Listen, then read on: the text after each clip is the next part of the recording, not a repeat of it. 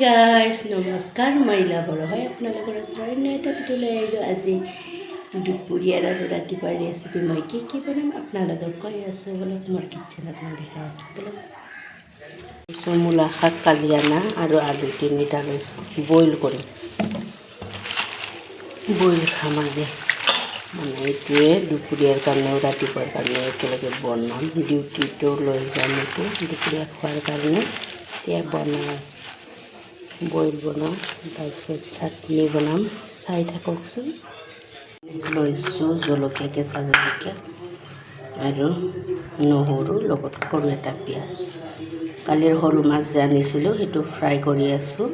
সেইটো দি অলপ চাটনিও বনাম আৰু গোটাকৈ ফ্ৰাইও খাম আৰু চাটনিও বনাম, মাছৰ চাটনি। মাছ ফ্ৰাই কৰা অলৰেডি হ'ল।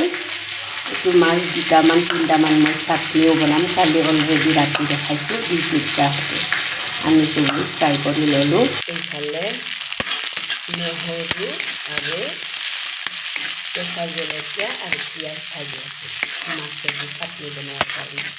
গোটেইখিনি মাছ আৰু মই চাটনি নবনাওঁ, 3-4টা 5টামান সেনেকুৱা চাটনি বনাওঁ।